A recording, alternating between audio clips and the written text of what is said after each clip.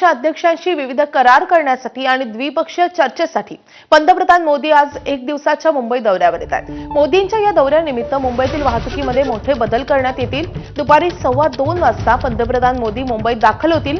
मुंबईच्या नवनियुक्त महापौर रितू तावडे प्रोटोकॉलनुसार पंतप्रधान मोदी आणि मॅक्रॉ यांचं स्वागत करतील आणि त्यानंतर दुपारी 2:30 वाजता पंतप्रधान नरेंद्र मोदी आणि फ्रान्सचे राष्ट्राध्यक्ष इमॅन्युएल मॅक्रॉ यांच्यात लोकभवन येथे द्विपक्षीय बैठक पार पडेल। त्या दोन्ही देशांदरम्यान विविध करारांवर स्वाक्षऱ्या होतील आणि त्यानंतर संयुक्त पत्रकार परिषद घेत प्रेस स्टेटमेंट हे जारी केले जाईल आणि त्यानंतर सायंकाळी 5 वाजता नरेंद्र मोदी आणि मॅक्रॉ यांच्या हॉटेल ताज येथे विविध कंपन्यांच्या सीईओंसोबत राऊंड टेबल चर्चा होईल आणि त्यानंतर दोन्ही नेते संध्याकाळी 6:30 वाजता गेटवे ऑफ इंडिया येथे भव्य इंडो फ्रान्स सांस्कृतिक कार्यक्रमात सहभागी होतील आणि त्या पार्श्वभूमीवर दक्षिण मुंबईतील अनेक रस्ते वाहतुकीसाठी बंद राहतील।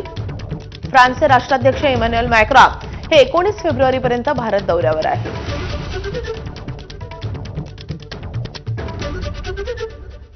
तर मोदींच्या मुंबई दौऱ्यामुळे आज वाहतुकीमध्ये 13 तासांसाठी कोणते मोठे बदल झालेले आहेत आपण बघूयात ग्राफिक्सच्या माध्यमातून। तर छत्रपती शिवाजी महाराज मार्ग, श्यामाप्रसाद मुखर्जी चौक सर्वसामान्य वाहनांसाठी पूर्णतः बंद असेल। फक्त आपत्कालीन वाहनांसाठी हा मार्ग सुरू असेल। नॉर्थ कोर्ट ते ॲडम स्ट्रीट जंक्शन पर्यंतचा पी रामचंदानी मार्ग देखील वाहतुकीसाठी बंद ठेवण्यात आला आहे।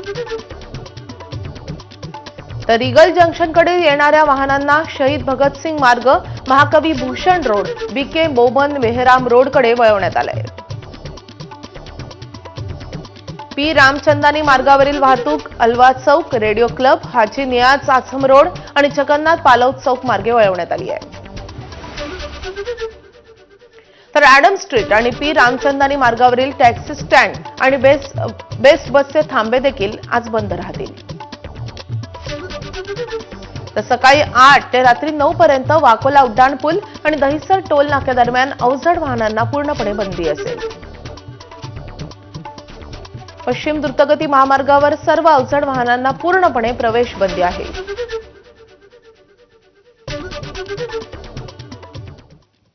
तर पंतप्रधान नरेंद्र मोदींचा आजचा मुंबई दौरा नेमका कसा असणार आहे ते देखील पाहूयात। तर दुपारी 2:15 वाजता पंतप्रधान नरेंद्र मोदींचं मुंबईमध्ये आगमन होईल। दुपारी 2:30 वाजता पंतप्रधान नरेंद्र मोदी आणि राष्ट्राध्यक्ष इमॅन्युएल मॅक्रॉ यांच्यात द्विपक्षीय बैठक होईल। सायंकाळी 5 वाजता मोदी आणि राष्ट्राध्यक्ष मॅक्रॉ यांचे हॉटेल ताजमध्ये विविध कंपन्यांच्या सीईओंसोबत एक चर्चा होणार आहे।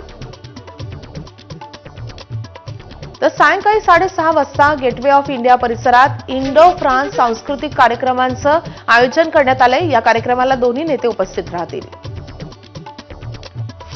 आणि त्यानंतर 7:30 वाजता हे नेते प्रस्थान करतील।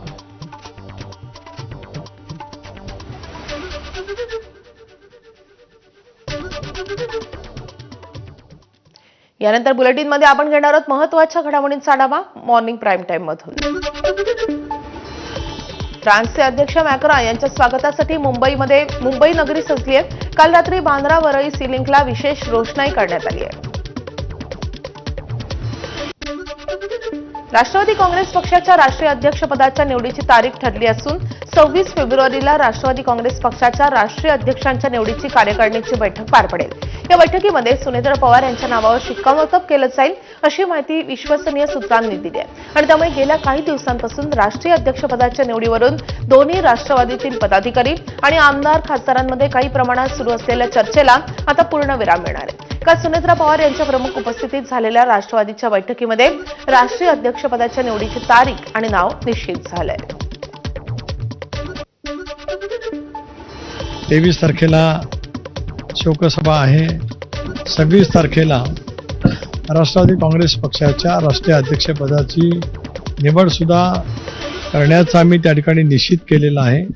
त्या दृष्टिकोनातून आम्ही 26 तारखेला देशातील आमचे काही प्रतिनिधी, राज्यातील आमची विधानसभा, विधान परिषद, लोकसभा, राज्यसभा प्रतिनिधी, अनेक पक्षाचे प्रमुख नेते उपस्थित राहून त्या संदर्भातली जी प्रक्रिया आहे पक्षाच्या घटनेनुसार ती त्या ठिकाणी पार पाडली जाईल. अजित पवारांचा अपघात झाला की घातपात घडला याविषयी दोन्ही बाजूंनी उलटसुलट चर्चा सुरू आहे आणि त्यामुळे सर्व चर्चांना पूर्णविराम देण्यासाठी ब्लॅक बॉक्समधून पुढे येणाऱ्या माहितीकडे सर्वांच्याच नजरा लागल्यात. मात्र आता या ब्लॅक बॉक्स बाबत मोठी माहिती समोर आली आहे. दुर्घटनाग्रस्त विमानातील ब्लॅक बॉक्स जळालेल्या अवस्थेत असून डिकोडिंगसाठी हा ब्लॅक बॉक्स परदेशात पाठवावा लागणार असल्याचं कळत आहे. याबाबत सरकारकडून 1 ते 2 दिवसात निर्णय घेतला जाईल. दरम्यान विमानाच्या स्थितीबाबत DGCA कडून तपास सुरू असून त्याला अजून 10 ते 15 दिवस लागतील आणि त्यामुळे ब्लॅक बॉक्स संदर्भात सरकार नेमका काय निर्णय घेतं हे पाहणं महत्त्वाचं असेल. सर्व तपास यंत्रणांची मार्फत ती चौकशी त्या ठिकाणी व्हावी. ती होत असतानाच जे काही शंका काही मुद्दे उपस्थित केले गेलेले आहेत त्याची सुद्धा माहिती त्या तपास यंत्रणांनी घ्यावी. त्याचाही सखोलपणाने त्या ठिकाणी तपास करावा. आता आपण जे सांगता ही माहिती म्हणजे जी ब्लॅक बॉक्सच्या बाबतीमध्ये त्या साऱ्या काही बाबतीमध्ये तपासामध्ये त्या ठिकाणी किंवा अहवाल ज्यावेळेला येईल त्यावेळेला मिळायलाच पाहिजेत. ही केवळ महाराष्ट्रातल्या जनतेच्यासाठी नव्हे तर देशातल्या जनतेसाठी सुद्धा ही माहिती त्या ठिकाणी येणं अत्यंत आवश्यक आहे. दरम्यान अजित पवारांच्या अपघाताची चौकशी लवकरात लवकर केली जावी आणि सत्य समोर यावं यासाठी रोहित पवारांनी खासगी गुप्तहेरांची भेट घेतली आहे. तर रोहित पवार उद्या पुन्हा पत्रकार परिषद घेणार आहेत. या पत्रकार परिषदेमध्ये अजित पवारांच्या विमान अपघात प्रकरणी आणखी काही प्रश्न उपस्थित केले जातील. अपघाताला 20 दिवस उलटून देखील अद्याप प्राथमिक अहवाल न आल्याबद्दल रोहित पवार काही प्रश्नांना वाचा फोडतील.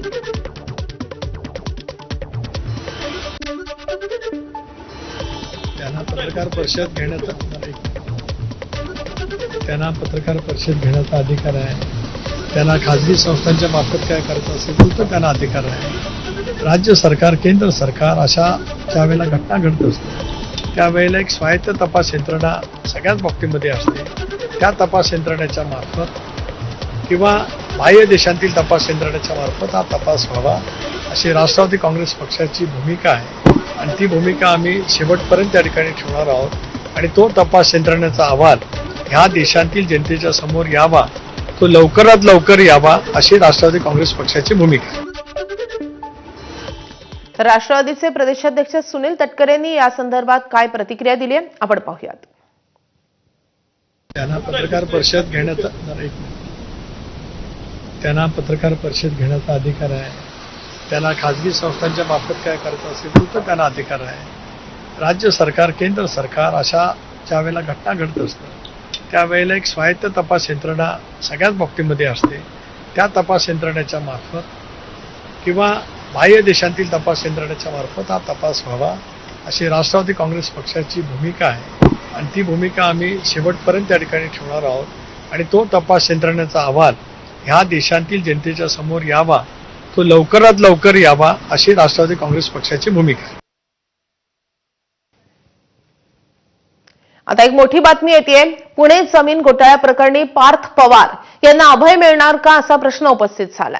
कारण व्यवहारावर स्वाक्षरी नसल्यामुळे जमीन खरेदीमध्ये थेट संबंध येत नसल्याची सूत्रांची माहिती आहे. विकास खारगे समितीचा अहवाल महसूल मंत्री चंद्रशेखर बावनकुळे यांना सादर झाल्याची सूत्रांची माहिती आहे आणि या व्यवहारासाठी मदत करणाऱ्या 2 सरकारी अधिकाऱ्यांवर कारवाई करण्यात येणार आहे. महसूल मंत्र्यांकडून लवकरच हा अहवाल मुख्यमंत्र्यांकडे सादर केला जाईल आणि त्यानंतर हा अहवाल स्वीकारायचा की नाही याचा निर्णय होणार असल्याची सूत्रांची माहिती आहे.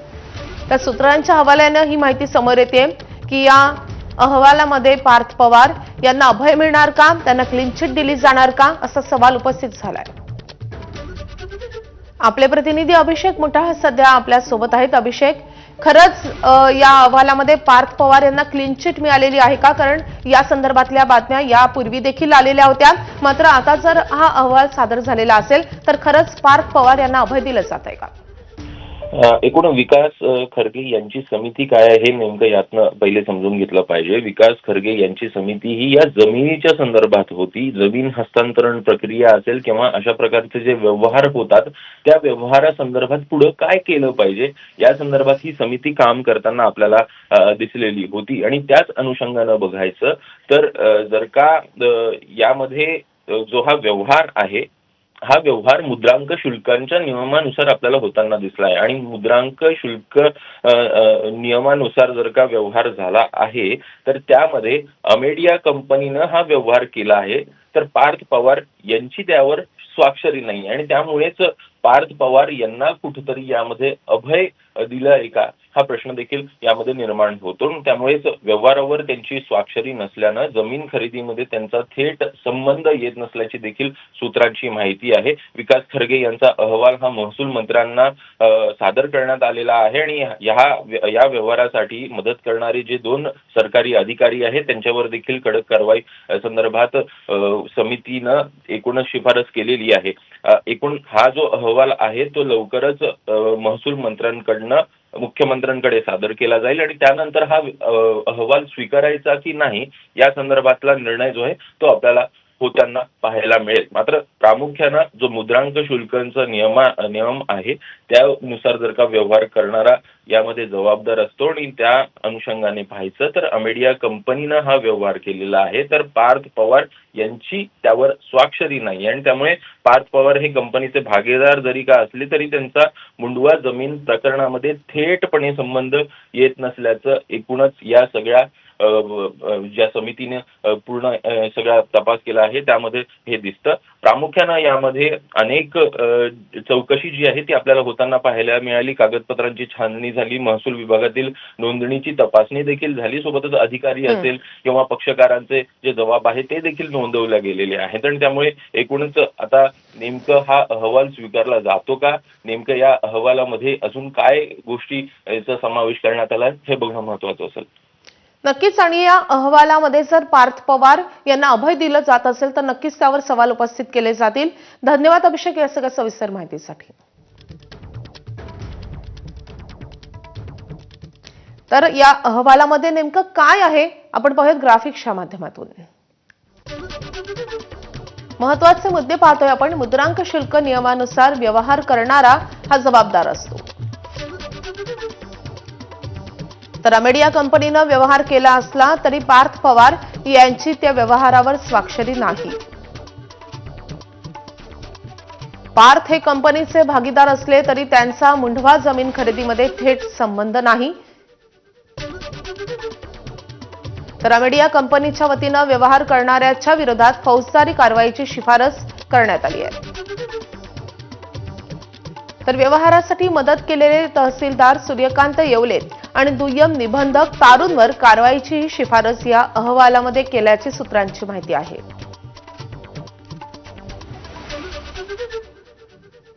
घेऊयात आणखी काही महत्वाच्या घडामोडींचा आढावा मॉर्निंग प्राईम टाइम मधून. गेल्या वर्षी पहलगाम येथील दहशतवादी हल्ल्यात पुण्यातील संतोष जगदाळे यांचा मृत्यू झालेला होता आणि त्यानंतर त्यांच्या कुटुंबातील एका व्यक्तीला राज्य सरकारकडून सरकारी नोकरीत सामावून घेण्याचं आश्वासनही देण्यात आलं होतं. मात्र त्याला मुहूर्त लाभत नव्हता.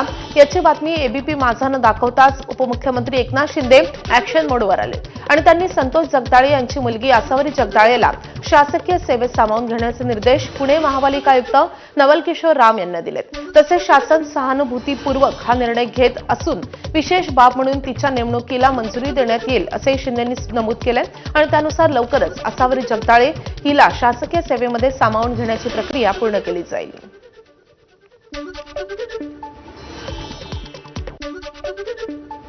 अतिशय दुर्दैवी हल्ला पहलगामला झाला. मी स्वतः तिकडे गेलो होतो आपल्या लोकांना तिथून रेस्क्यू करण्यासाठी महाराष्ट्रातल्या. मी नक्कीच जगदाळे परिवाराच्या सोबत आहे आणि त्यांचं सगळं जे काही समस्या अडचणी आहेत त्या ऐकून घेऊन त्यांना न्याय देण्याचं काम आम्ही करू. शताब्दी वर्षात राष्ट्रीय स्वयंसेवक संघ कार्याचा नियोजनबद्ध विस्तार करत असताना विश्व हिंदू परिषदेनेही आपल्या कार्याचा तसेच संख्याबळाचा विस्तार करण्याचं ध्येय समोर ठेवलंय. विश्व हिंदू परिषदेसह बजरंग दल, दुर्गा वाहिनी आणि मातृशक्ती या सर्व सहयोगी संघटनांसह यंदा 1 कोटी सक्रिय सदस्य संख्या गाठण्याचा विश्व हिंदू परिषदेचा निर्धार आहे. एवढंच नाही तर सध्या देशातील 72,000 स्थानांवर विश्व हिंदू परिषदेचे कार्य सुरू असताना तो कार्य विस्तारही 1 लाख स्थानांपर्यंत वाढवण्याचं ध्येय विश्व हिंदू परिषदेने समोर ठेवलंय. मोठ्या संघर्षानंतर आणि अनेक दशकांच्या आंदोलनानंतर स्थापन झालेल्या राम मंदिराच्या माध्यमातून विश्व हिंदू परिषदेचा देशभरात चांगला जनसंपर्क झालाय. त्या जनसंपर्काच्या माध्यमातून 1 कोटी सक्रिय कार्यकर्ते मैदानात उतरवण्याचा विश्व हिंदू परिषदेचा मानस आहे.